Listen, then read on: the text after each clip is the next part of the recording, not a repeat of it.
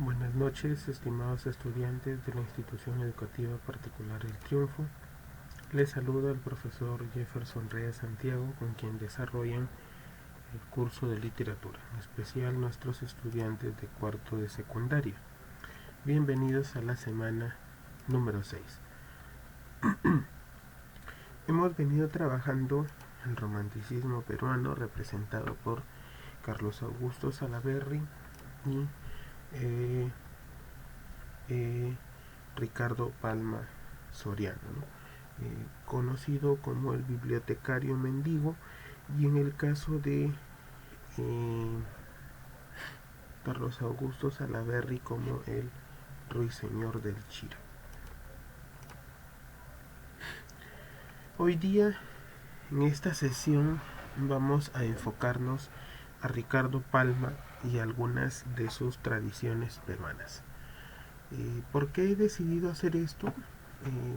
Ustedes recordarán que en las sesiones virtuales de esta semana que ha pasado y de la próxima videoconferencia, estamos analizando las tradiciones peruanas. Es propicio que el día de hoy entonces podamos también nosotros analizar algunas tradiciones peruanas. De Ricardo Palma podemos decir que es un escritor peruano nacido en 1833, el 7 de febrero en Lima.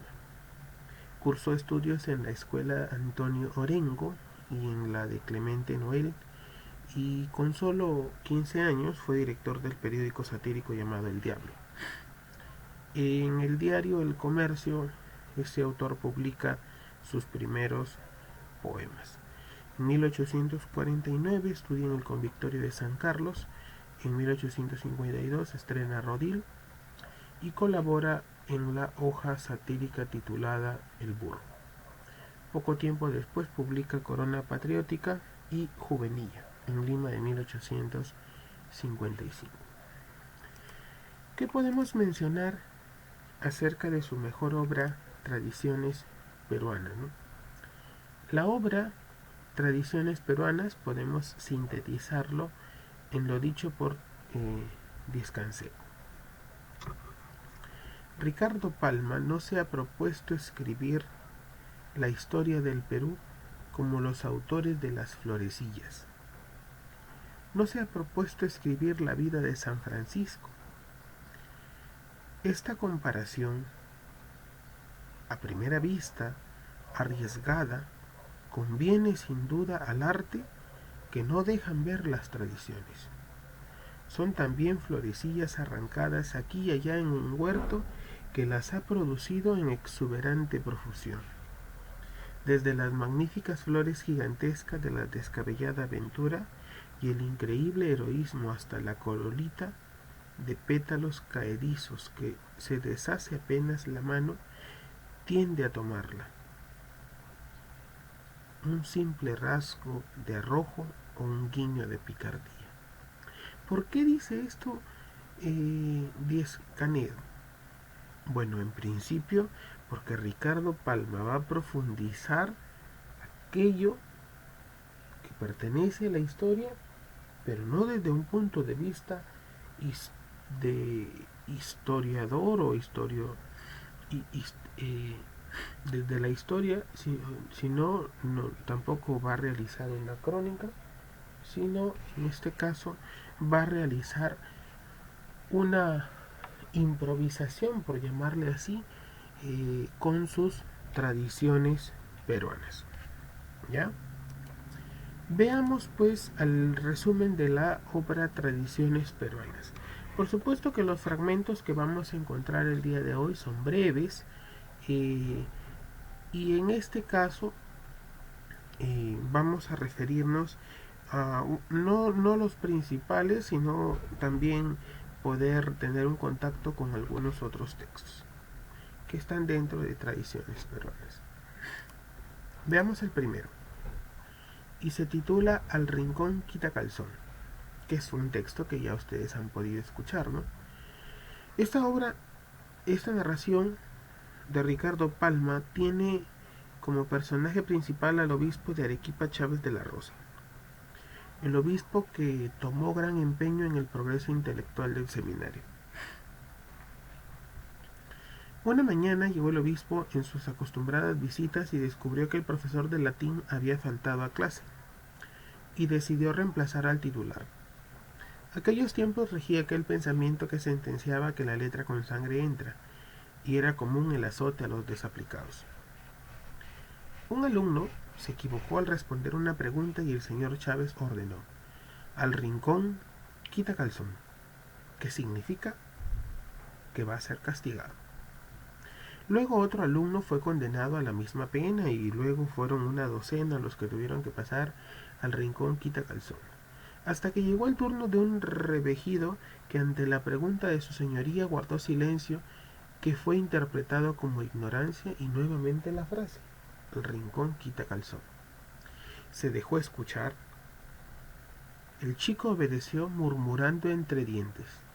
El obispo, intrigado, decidió averiguar qué mascullaba el pequeño. Este le encaró hasta que el muchacho le confesó que él también quería hacer una pregunta y se lanzó al ruedo con la venia de su ilustrísimo. La pregunta fue: ¿cuántos Dominus Vobiscum tiene la misa? Tú te preguntarás, ¿qué es Dominus Vobiscum? La expresión "el Señor esté con ustedes". El obispo no supo responder la pregunta y todos los castigados fueron amnistiados. Desde entonces su señoría se convirtió en protector de aquel niño que era de familia muy pobre. Con el paso de los años, aquel niño fue uno de los prohombres de la independencia y uno de los más prestigiosos oradores. Su nombre fue Francisco Javier de Luna Pizarro. Jóvenes, habrán podido darse cuenta que hay algunas palabras que no tienen tilde. Algunas sí.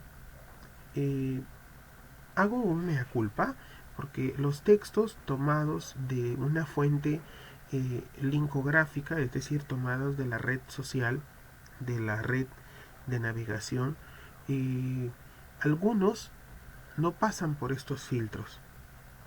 Algunos no pasan por estos filtros, pero vamos a referirnos ahora a lo más importante de este texto.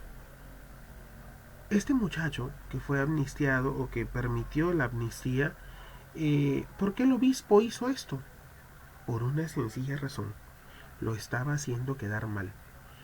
Pues claro, ¿cómo es que un obispo no sabe cuántas veces en la misa se dice "el Señor esté con ustedes"? Y es que es irrelevante en este momento que yo te diga cuántas tiene. Lo importante es el significado de esta expresión: al rincón quita calzón. Y recuerda que en el tiempo pasado también se aplicaba o se utilizaba para este castigo la famosa palmeta, ¿verdad? ¿Te acuerdas la palmeta? ¿En qué poema? Muy bien, a cocachos aprendí. ¿Recuerdas? A cocachos aprendí mi labor de colegial en el colegio fiscal del barrio donde nací. Tener primaria completa era raro en mi niñez, nos sentábamos de 3 en una sola carpeta. Yo creo que la palmeta, ahí está la palmeta, la inventaron para mí. De la vez que la rompí me apodaron Mono de Fierro y por ser tan mataperro a cocachos aprendí. Y bueno, sigue una serie de estrofas que ya no es necesario mencionar porque ya hemos identificado dónde se menciona la palmeta. Veamos otra tradición. Se titula "Al pie de la letra". El capitán Paiva era un hombre fornido de gran estatura. Paiva tenía un problema: que seguía las instrucciones al pie de la letra. Es decir, no entendía metáforas o expresiones similares. Este problema fue la causa por la cual Paiva nunca ascendió. Cuentan algunas anécdotas acerca de él. El teniente Salaverry encarga una misión a Paiva que consistía en buscar y apresar a un hombre, pero en caso no lo encontrase debería ir y allanar su casa. Paiva llegó y dijo que el mandato estaba listo. Fue entonces cuando explicó que había derrumbado todas las paredes que habían allí y que el terreno de la casa estaba tan llano como la palma de su mano. Salaverry escondió la risa que le resotaba. Salaberry tenía por asistente a un soldado que tenía por apodo Cuculí. Este abusaba de la confianza de Salaberry, ya que se habían conocido cuando eran niños.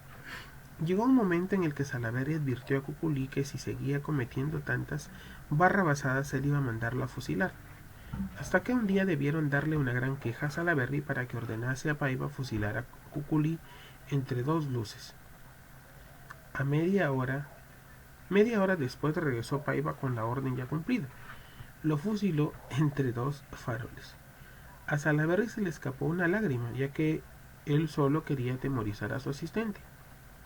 Él pensaba enviar la orden de indulto antes de rayar el alba, a lo que él mismo, o lo que es lo mismo, estar entre dos luces. Pocos días antes de una batalla, Paiva planeó un ataque que requería algún lancero, para lo cual necesitaba la autorización de Salaberry. Paiva insistió mucho en lo de los lanceros. Fue tanta la insistencia que Salaberry le contestó que hiciera lo que quisiera y que se mande a matar. A lo cual tomó como orden, y al momento que combatía, después de matar a un boliviano y subirlo al caballo, como lo prometió, Paiva llegó donde Salaberry herido por las balas, ya que Salaberry le dijo: mándate a matar, y Paiva lo tomó como una orden.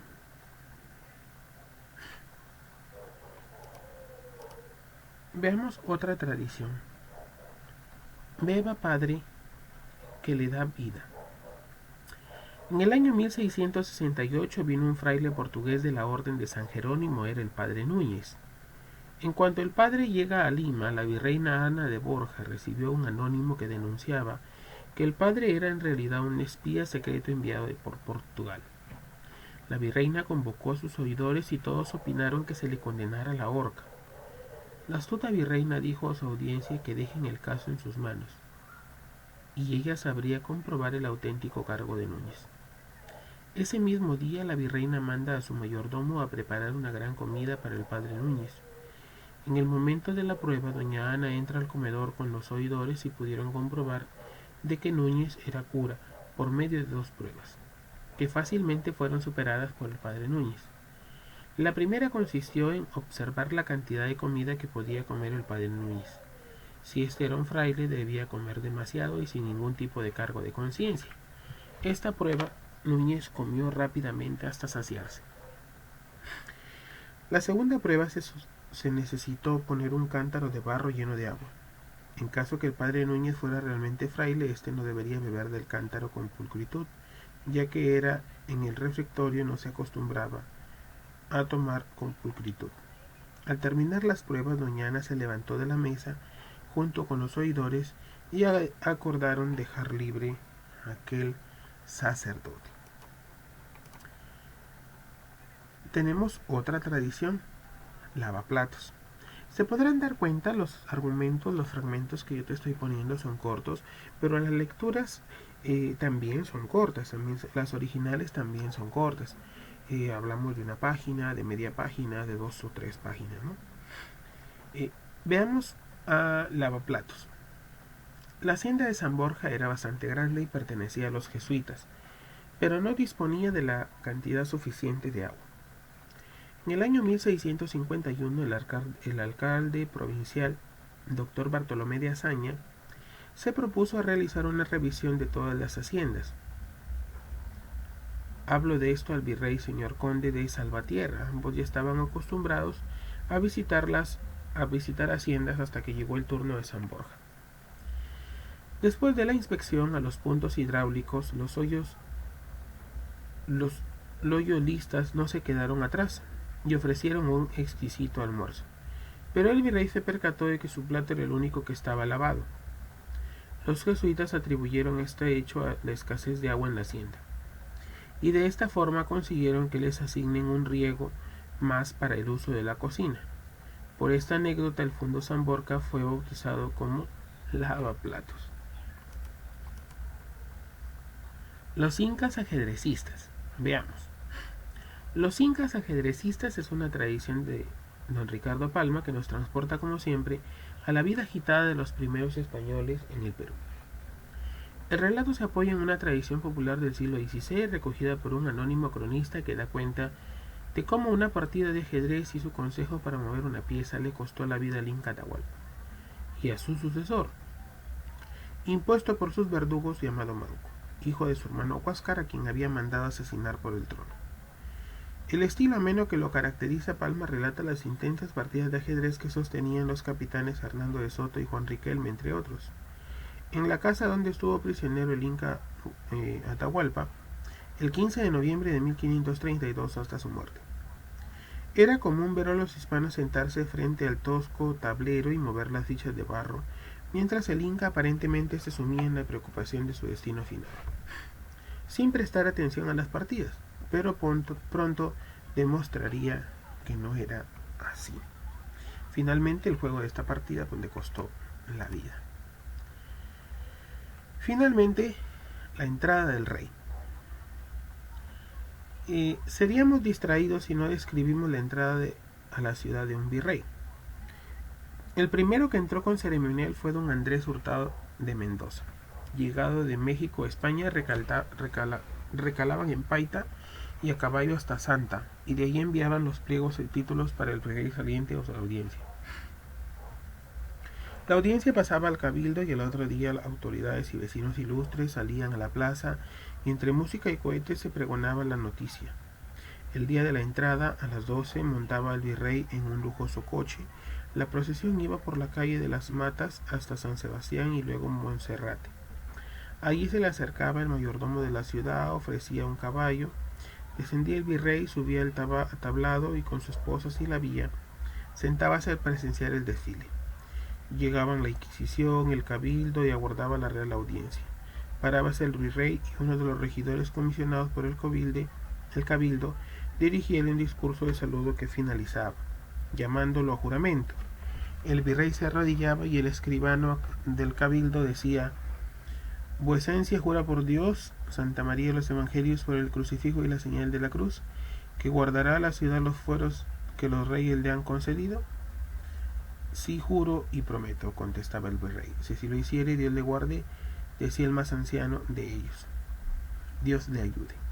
Y el pueblo, humildísimo vasallo, prorrumpía en vítores, que es un grito de júbilo. La audiencia se acercaba y montaba virrey a caballo. De los balcones arrojaban las señoras flores sobre él. En el atrio de la catedral, el clero lo recibía y se cantaba el Te Deum. Luego, con los oidores y personalidades entraban en palacio, donde lo recibía el virrey cesante. Las candeladas en las calles, corridas y demás regocijos, pero no se ceñían a un programa alguno. Y esta huelga, esta celebración duraba 3 días. Podemos encontrar muchas más tradiciones de Ricardo Palma en el texto de Tradiciones Peruanas. La Gruta de la Maravilla, La Chirana del Inca, Payaguarcuna, Hernando de Soto, Un cerro que tiene historia, El caballo de Santiago Apóstol, El demonio de los Andes, Los tres motivos del oidor, Barchilón, Pasquín contra Pasquín, El virrey casamantero, Carta Canta, El abogado de los abogados, La Virgen del Sombrerito, Minucias, Historias, etc. Estas, algunas de ellas, las estamos analizando en nuestras sesiones virtuales. Muchas gracias, nos vemos la próxima semana. Yo me quedo en casa y recuerda que todos somos triunfadores.